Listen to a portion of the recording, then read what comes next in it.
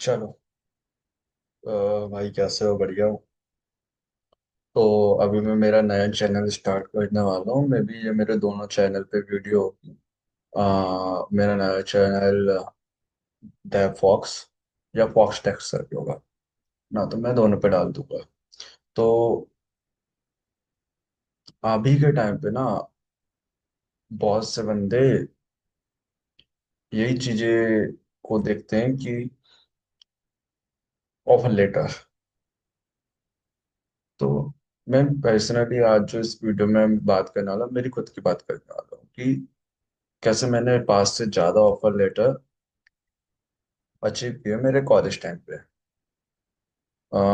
College time पे बोले तो मेरे लास्ट ईयर पे। एंड एक चीज मैं क्लियर कर दूं, ये मैंने कॉलेज से नहीं लिया। इवन मुझे एक भी ऑफर लेटर कॉलेज से नहीं आया। मैं कॉलेज के 3-4 कैंपस में बैठा। कैंपस तो अच्छे खासे आए थे, बट सेल्स वाली कंपनियां भी आई थी, टेक वाली भी कंपनियां थी। बट मैं टेक वालों पे बैठा, लेकिन मैं वहां से एक भी क्लियर नहीं हुआ मेरा। टेक की कंपनी में कॉलेज से नहीं निकली। ऑफर लेटर मुझे कॉलेज से निकला। मैंने ऑफलाइन ही 5 से ज्यादा कंपनी से ऑफर लेटर आया मेरे को। तो ऑफलाइन ही था वो। अब कैसे यार मैं वो बताता हूँ। देखो, एक बेनिफिट मेरे साथ में ये था कि मैं इंटर्नशिप किया हुआ था और वहीं पर मैं परमानेंट लग गया था इंटर्नशिप के बाद में। तो मुझे लगभग लगभग 1 साल का एक्सपीरियंस हो गया था, और ये थर्ड ईयर पे ही मैं इंटर्नशिप पे लग गया था।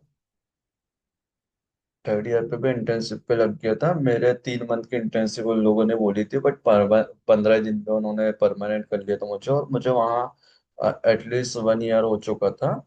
एंड जैसे ही 1 ईयर हुआ, जब मैं फोर्थ ईयर पे आया ना, अब मैं वहाँ से स्विच करना चाहता था। तो मैंने ऑफलाइन ट्राई किया, तो हाँ, मुझे मोर देन 5 कंपनी से ऑफर लेटर आ गए थे। अब सवाल ये होता है कि भाई कैसे। तो कुछ दो चीजें। जब हम ऑफलाइन इंडस्ट्री पे जाते, मतलब ऑफलाइन अप्लाई करते हैं, वो केस अलग होता है, ऑनलाइन वाला अलग होता है। मतलब जो हम कॉलेज से करते हैं वो अलग होता है। तो मैं तुमको दोनों बताता हूँ, क्योंकि मैंने यहाँ बहुत कंपनी में इंटरव्यू दिया है। ठीक है, तो मुझे अच्छी तरीके से पता है कि क्या हो रहा है करके। जब तुम कॉलेज पे होते ना, तुम्हारा रिज्यूमे मैटर नहीं करता। कंपनियां आती हैं, तुमसे सिर्फ जस्ट एक जनरल नॉलेज जैसा तुमसे एप्टीट्यूड ले लेंगी। थोड़ा बहुत C++, DSC के क्वेश्चन पूछ लेंगे। It is enough. जिसका कम्युनिकेशन बहुत बढ़िया होगा और जिसकी थ्योरेटिकल नॉलेज जिसका बहुत बढ़िया होगा, उसका कैंपस निकल जाएगा। ऑनलाइन कैंपस उसका निकल जाएगा, मतलब कॉलेज का कैंपस निकल जाएगा।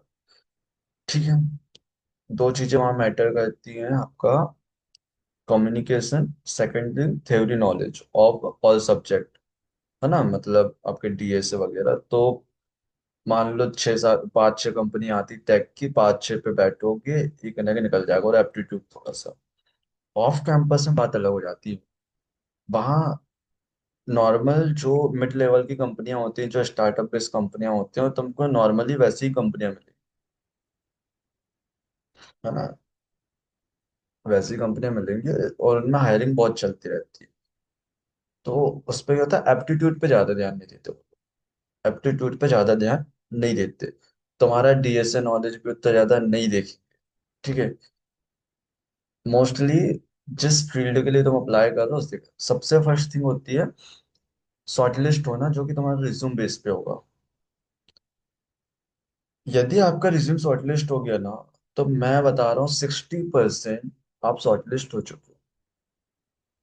60% आप शॉर्टलिस्ट हो, क्योंकि देखो, मान लो एक कंपनी है, उस कंपनी के पास में 10 बंदों को हायर करने की रिक्वायरमेंट है। ठीक है, उसके पास 100 एप्लीकेशन आई। ठीक है।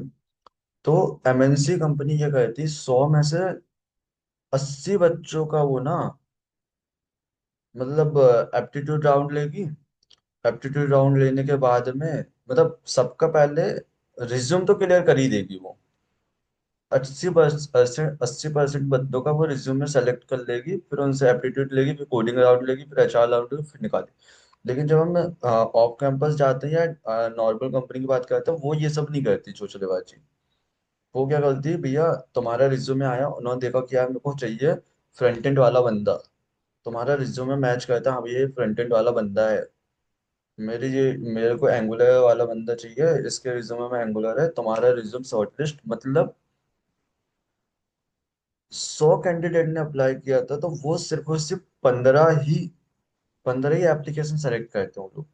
उनके पास भी ज्यादा टाइम नहीं होता कि वो सबका बैठ कर इंटरव्यू लें, फालतू के एक्स्ट्रा राउंड वगैरह लें, वो ये सब नहीं करते।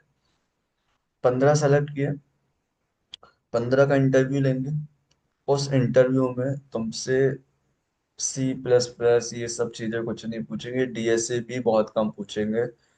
ठीक है, जस्ट तुम्हारा जो रोल है वहां पर, उससे नॉलेज लेंगे तुमको बस। जैसे तुम्हारा भाई फ्रंट एंड से है, तो फ्रंट एंड में यदि एंगुलर वाला उनको बंदा चाहिए, तुमसे नॉर्मल CSS HTML पूछेंगे, एंगुलर तुमसे पूछ लेंगे।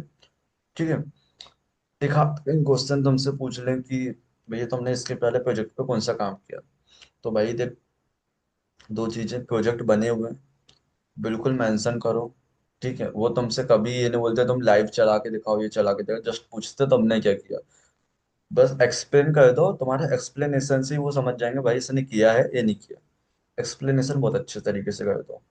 ठीक है, नहीं बनाया है तो भाई फिर भी अपने रिज्यूमे में मेंशन कर दो जो तुम बनाने की सोच रहे हो, नहीं बनाया है कोई दिक्कत नहीं, बट अपना रिज्यूमे बढ़िया रखो, मेंशन कर दो तुम्हारी प्लानिंग है ना, तुमने सोच के रखो भाई मेरे को एक चैट एप्लीकेशन बनाना है, वो भी रियल टाइम चैट एप्लीकेशन होगी, व्हाट्सएप से मेरी डिफरेंट होगी, मैं ये टैग यूज करने वाला हूँ, ये फ्लो मेरा चलेगा।